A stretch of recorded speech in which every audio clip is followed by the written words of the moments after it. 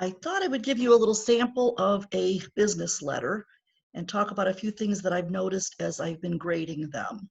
Um, you will see here that I've got the date. You have to have a date. Now, this is assuming that you've got letterhead. You have to leave some room up there. I think your text says at least a couple of inches. If you're not using a letterhead like this here, I would say just make sure it looks nice on the page. I honestly don't think that the people who receive your letters are going to be counting spaces. And I don't think you should have it looking like this, for example, if there is no letterhead. So I've got this. And by the way, see up here, I pointed this out to a few students. This was new to somebody, to a few of them. If you click on this here, it will show you what you've done. So here, this backwards P here, this is 1, 2, 3, 4 quadruple spaces. This means that one space, there's one space, there's one space. Now, assuming that, and let's undo it here, that means you also have to be having your spacing set for single space. If you were to do it double space, you're going to have it all stretched out like that. Single space looks like this. So you have it for single space, but also make sure that this little check mark here, don't add space between paragraphs. Now, if I were to undo that, look how it stretches out. That's what made me notice it. I have several students who had a lot of space in between in the inside address. So make sure that you're set for single space here, and make sure that you've got don't add space between paragraphs of the same style, okay? So now you've got the inside address. That's the person to whom the letter is written. By the way, Homer Depot is a real person. That's that fat little guy with the orange apron that is the mascot for Home Depot. His name is Homer. Okay, he works at the Orange Box Company. So now we've got a letter to Dear Mr. Poe. And again, you see that we've got 1, 2 spaces. You have to count this as one of your enters, because if you didn't, you would be writing it like this. So after that, you hit 1, 2, and there you get your 2 spaces. That's what they mean by double space or quadruple.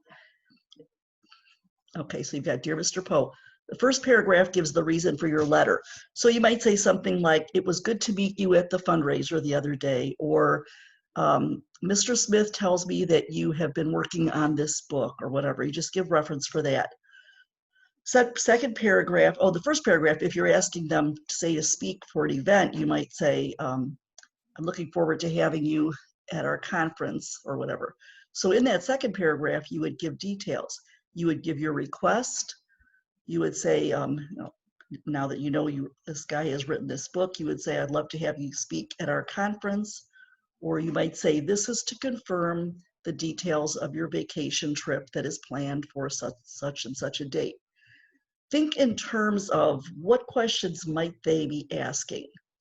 So make sure you give all the details. It does not hurt to repeat what you've talked about over the phone maybe, or follow up on a meeting in person. You could use 2 paragraphs if necessary, but make sure you don't go overly long. You don't want to get too wordy. The last paragraph is the closing. You might say something like, I'm looking forward to seeing you in a few weeks, or looking forward to hearing from you.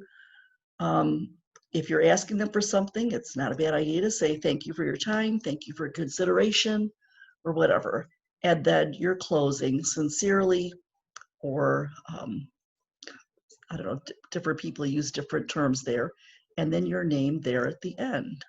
Okay. Now, if you're doing your cover letter, it follows the exact same pattern. The only thing is you have different things in those 3 paragraphs. The first paragraph, you're going to be talking about how you heard about the job. You mention the job in question. Second paragraph, you talk about why you would be good for the job. And don't repeat what's in your resume. You don't want to go into detail if they're going to have the resume attached. The last paragraph, again, is closing. If it's your cover letter, you will say something like, I will be calling you in a few weeks to follow up and see if you have any questions, to see if you need any more information from me. Now, your textbook, I think, says that you should put, I'll be calling for an interview. That always has kind of bothered me because you're not the one that's going to be setting up the interview. You're going to be asking for an interview. And I have several friends who um, kind of agreed with me on that. It just seems a little presumptuous, but it's definitely perfectly fine um, to say, I'll be following up to see if you need anything from me. And you can say, if you need to get in touch with me, here's my number. Okay? If you have any questions, give me a call, please. Um, and take a look at the samples in your text. I think it's page 131 for the samples of the business letter and 224 for samples of the cover letter. You also have a letter of resignation at the end of this course following the same pattern, same format. The format is on page 131, but again, the letter of resignation has specific things to include. All right, thank you.